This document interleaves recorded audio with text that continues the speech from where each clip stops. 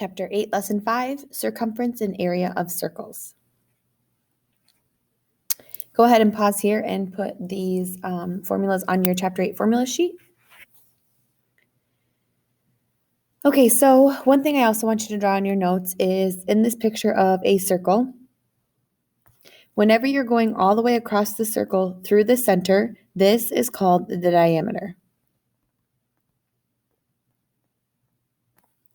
And whenever you go from the center to the outside, that one is the radius. And I know we have those definitions, but I want you to put those pictures in your notes also. Okay, starting on number 1, it says find the circumference and the area of each circle. Well, if we want to find the circumference, we're going to need the diameter, and if we need the area, we need the radius. So we see that we're given the diameter of 4, which makes our radius 2. Now for my circumference, I do the formula pi times diameter, and pi times 4 gives me 12.56 meters, because that's just like the perimeter. For the area then, I need to do pi times radius squared, which also just so happens to be 12.56 meters, but this one is squared. On number 2, I'm given the radius is 8, so that means that my diameter is double that, so my diameter then is 16. So the first one it wants me to find is the circumference, which is pi times diameter, and pi times 16 is 50.3 feet. Then for the area, I need to do pi times radius squared, and pi times 8 squared is 201.1 feet squared. A circular can is placed inside of a square box. Use the diagram at the right to complete exercises 1 through 5. Round each answer to the nearest tenth of an inch. So I know that the radius is 3.5, which means my diameter is 7. Now, since my diameter is going all the way through the box and through the center end to end, I also know that the sides of my box are 7. So the first one asks me for the perimeter, which means to add up all the sides of the box. So I have 7 plus 7 plus 7 plus 7, which is 28 inches. Number 2 asks for circumference of the can, and the can is a circle. And so circumference is pi times diameter. So pi times 7 is 22. Area of the can, so the area of a circle is pi times radius squared. 38.5. This is area, so it'd be inches squared.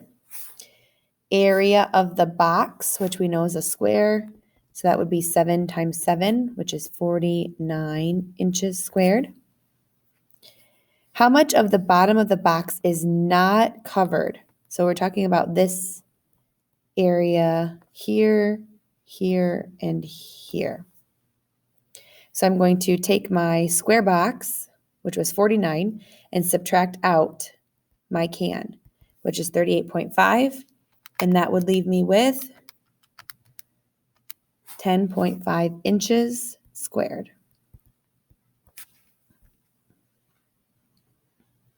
The dimensions of the washer are shown at the right. Use the diagram to complete exercises 6 and 7.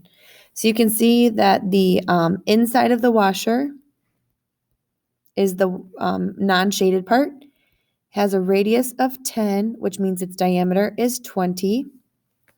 And then from here to the outside, it's showing that the outside to the washer has a radius of 15, which means that its diameter is 30.